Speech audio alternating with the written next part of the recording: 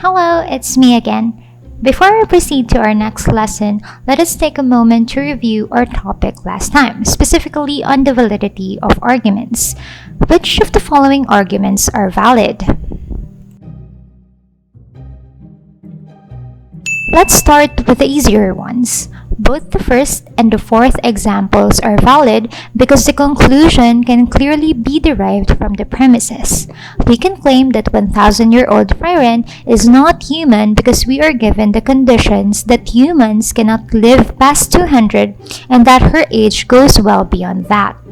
We can claim that Ellery is a cat because she can only be possibly one of two things, a cat or a rabbit, and the second premise states that she is not a rabbit. Now, how about the second example?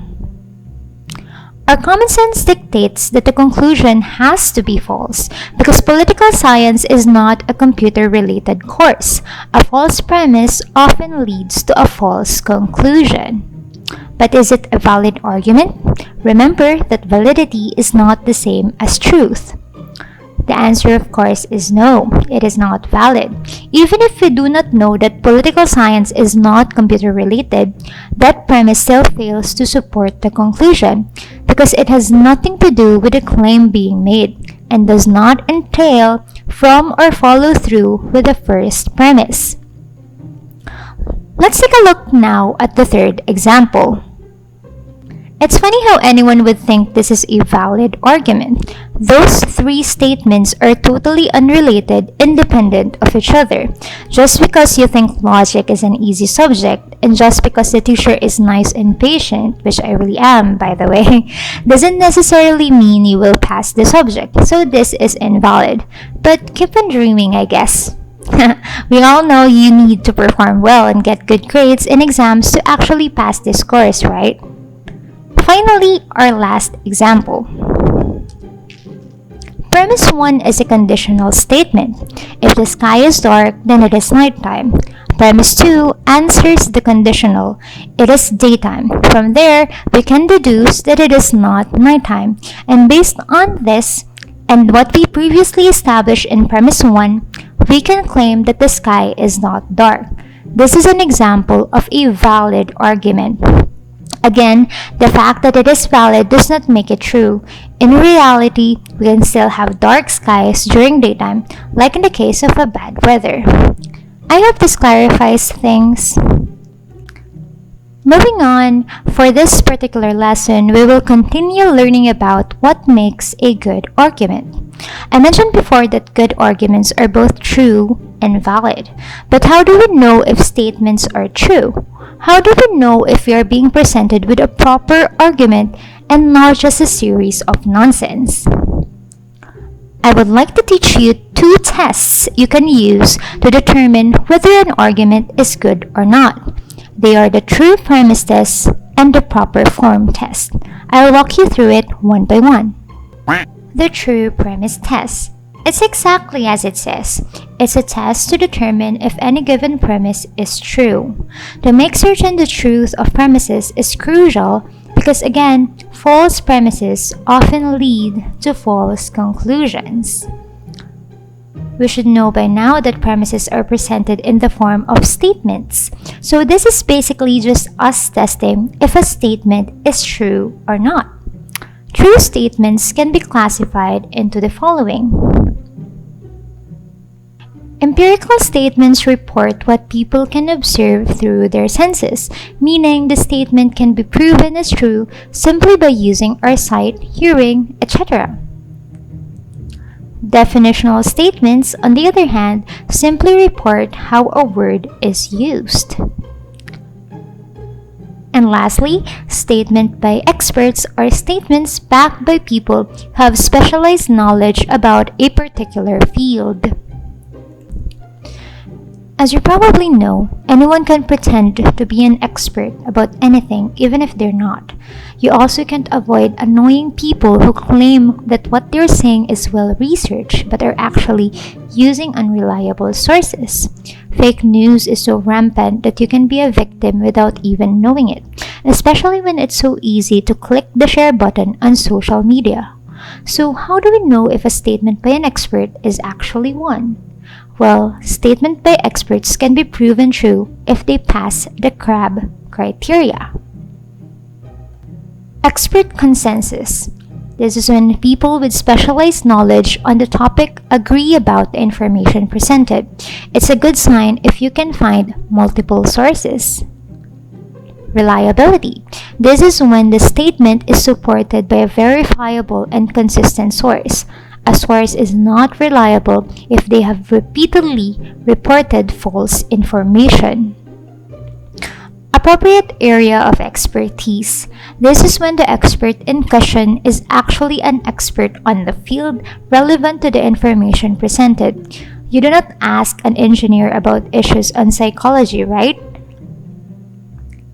Minimal bias. While our personal biases can never be entirely removed, we must look for the most objective information we can find when making an argument. To recap, the true premise test allows us to identify whether the premises fall under the three kinds of true statements: empirical, definitional, and statement by experts. Here are more examples to better your understanding. Using the true premise test, which of the following statements are true?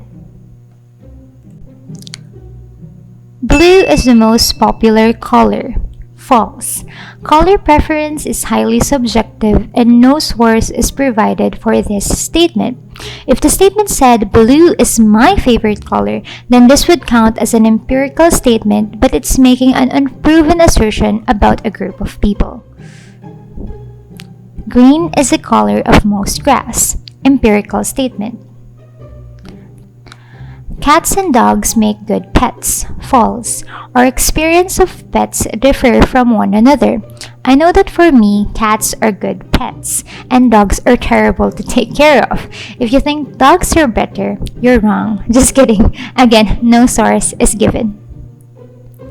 According to the American Association of Fried Food Lovers, high cholesterol makes us healthy. False. The American Association of Fried Food Lovers does not exist, even if it does. Just why? Penguins are birds. Definitional statement. My roommate says that I snore. Empirical statement. Why? Note that it says my roommate says, meaning I observed that my roommate said it. In other words, it's true that my roommate said that I snore, which of course doesn't prove that I really snore.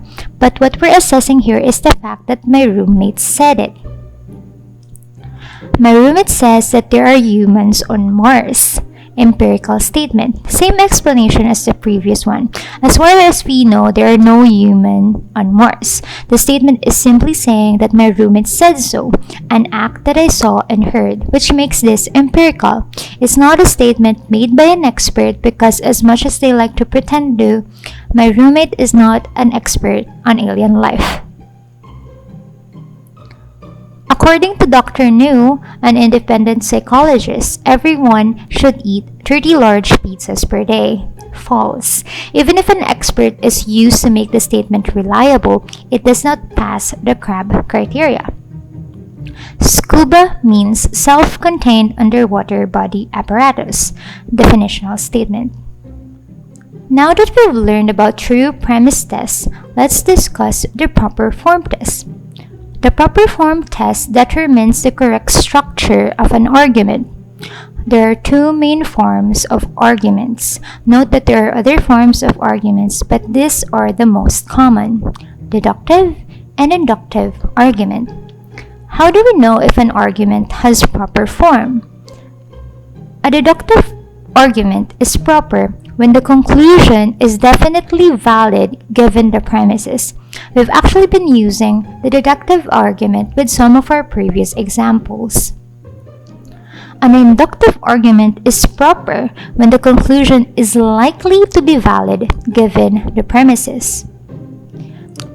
Deductive arguments begin with general statements to arrive at a more specific conclusion, while inductive arguments use specific observations to arrive at a broader generalizations.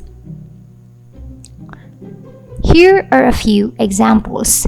Using the proper form test, what kind of arguments are the following? The first example is a deductive argument. We can write it like this. If that's a cow, then I'm a goat. It's a cow, I'm a goat. The second one is an example of an inductive argument. I called Joy today and she said she was at the library. Joy gave the same answer when I called her yesterday and the day before that. And sure enough, I found her at the library then. There is a good chance she is in the library today.